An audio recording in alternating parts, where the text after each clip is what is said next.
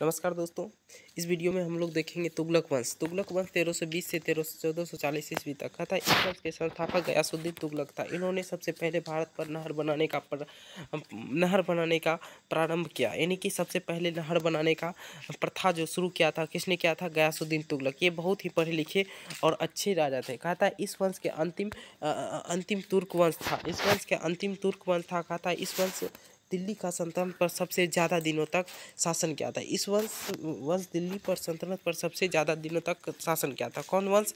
तो ये तुगलक वंश जो है सबसे ज़्यादा 1320 से 1440 तक 1414 तक इसने अपने राज्य को स्थापित करके रखा था। कहा था इस वंश के अंतिम तुर्क वंश का था। यह वंश जो है दिल्ली सल्तनत पर सबसे ज़्यादा दिनों तक शासक किया था। इन्होंने तुगलकाबाद का नाम 2 बार नए शहरों में स्थापित किया था।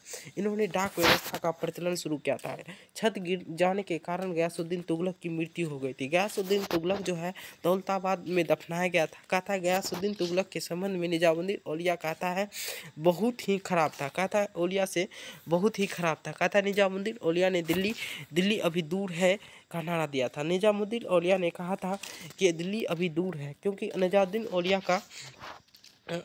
का दारागाह दिल्ली में है, इसीलिए उसने दिल्ली बोला था। दिल्ली अभी दूर है। मोहम्मद बिन तुगलक 1325 से 1351 ईस्वी। मोहम्मद बिन तुगलक का बचपन का नाम जुना खां था।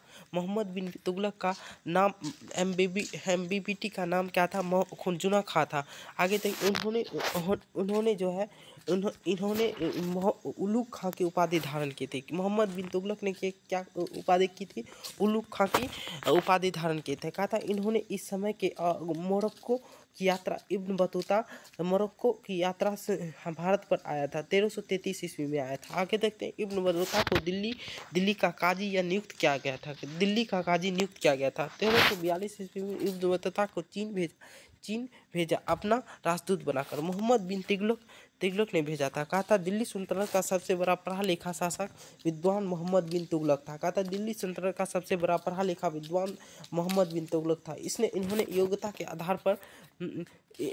के आधार पर पदों तथा हिंदुओं को सभी सम्मानित पद दिया था। कहा था इन्होंने अपनी राजधानी दिल्ली को देवगिरी परिवर्तित किया था 1500 किलोमीटर की दूरी पर। कहा था इन्होंने देवगिरी का नाम बदलकर दौलताबाद 15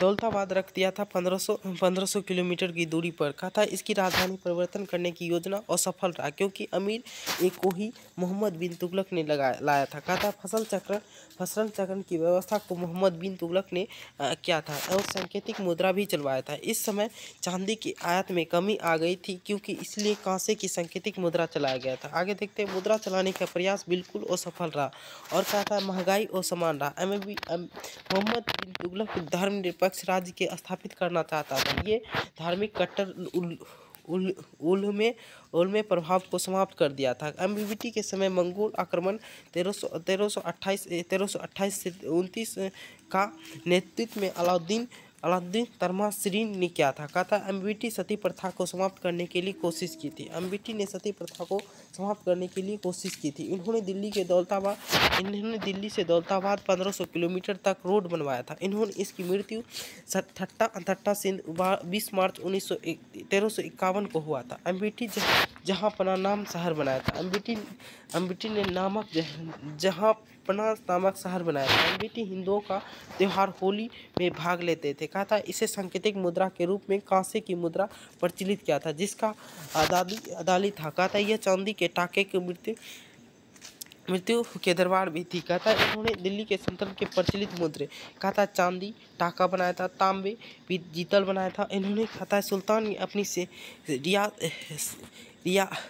रियासत एवं राजा के रियासत प्रजा के लिए अपनी सुल्तान की मुक्ति मिली। कहा था जब इसकी मृत्यु हुआ था तो इसे कहा गया कि राजा को अपनी प्रजा से मुक्ति हो गई थी। कहा था एमबीबीटी ने किसानों को ऋण देने से, जिसे सोनाधारी के नाम से जाना जाता है। एमबीबीटी ने किसानों को क्या देने का शुरुआत किया था? तो इसने शुरुआत किया था अपने यानी कि ऋण देने की शुरुआत किया था। यह पहला सल्तनत था जिसने किसानों को ऋण दिया था। आगे देखते हैं मोहम्मद बिन तुगलक डाक व्यवस्था को शुरुआत किया। मोहम्मद बिन तुगलक चलाई गई जिसके द्वारा वर्नर इब्न बतूता की पुस्तक रहल से प्राप्त होता था। फिरोज शाह तुगलक कहता 1351 से 1388 ईस्वी तक कहता इन्होंने कुतुबुद्दीन को पुनर्निर्माण किया था। 22 मार्च 1351 ईस्वी को फिरोज शाह सुल्तानत बना था। लोक निर्माण की शुरुआत फिरोज शाह तुगलक ने ही किया था। कहा था यह आर्थिक अमोबा के प्रभाव में रहा करता था। ये हिंदुओं के प्रति कट्टर एवं कठोर था। आगे देखते हैं दोस्तों, इन्होंने ब्राह्मण पर जजिया कर लगाया था और दिल्ली के ब्राह्मण पर FST सूफी संत के बाबर फकीर के अनुयायी था। इन्होंने इस्लामिक कानून को आधार पर चार काट लगाया था। कहता है खराज लगाना, यानी कि इन्होंने गौर मुस्लिमों के लिए जाने वाले भूमि कर दिए थे। खामसा लूट हुआ धान, कहता है खामसा द्वारा लूटा हुआ धान, कहता है जजिया हिंदू को, कहता जकात मुस्लिमों को, और 24 कष्टदायक कर को हटाकर 4 लगाया था। आगे देखते हैं, आश्रय को मुसलमानों के लिए बोला था। उन्होंने ससगनी नामक सिक्का चलाया था। आगे देखते हैं दोस्तों, इसके समय लगान पैदावार 1/5 को से 1/3 भाग था। कहता है इन्होंने एक हिंदू माँ का पुत्र, कहता यह एक हिंदू माँ का पुत्र था, इसकी माँ नैला थी। कहता है इन्होंने दिल्ली के निकट दल उल सफा एवं खैराती अस्पताल भी बनाया था। कहता है बेरोजगारी को दहेज में मदद भी करते थे। बेरोजगारी तथा दहेज में मदद क्या करते थे, इन्होंने दीवान पे खैरात स्त्रियों के लिए विधवा का आर्थिक सहायता के लिए शुरुआत किया था। अमेठी इन्होंने कहा था मोहम्मद बिन तुगलक दीवान ए बंदखान गुलामों के लिए शुरुआत कराया था। इन्होंने मोहम्मद बिन तुगलक ने जुना खां की याद में जुनापुर नामक शहर बनाया था। कहता इन्होंने दीवान ए इस्लामिक कहता इसे दीवान ऐतिहासिक संस्थापक जो कि मृत सैनिकों के परिवारों की मदद देने के लिए संबंधित था। कहता है इन्होंने बहुत सारे काम किए थे। कहता है इन्होंने ताश एवं घड़ियाल की जलधारी निर्माण करवाया था। आगे देखते हैं, इन्होंने अशोक के 2 स्तंभ को लेकर दिल्ली मंगवाया था और उन्हें मेरठ एवं टोपरा के पंजाब में लाया गया था। आधुनिक इतिहासकार एफ्लिंटन ने फिरोज को सल्तनत युग का अकबर कहा था। कहता है फिरोज की मृत्यु जो 1388 ईस्वी में हुई थी। इसके बाद राजा नसीरुद्दीन मोहम्मद बना और इसकी मृत्यु 1212 ईस्वी में हो गया था। नसीरुद्दीन जो है तुगलक वंश का अंतिम शासक था। इस नसीरुद्दीन मोहम्मद के समय मंगोल का आक्रमणकारी तैमूर लंग 1398 ईस्वी से भारत पर आक्रमण कर दिया और भारत की जीत लिया और तैमूर ने अपनी सत्ता खिजरू खां को देकर लौटा दिया। कहता है उलेमाओं को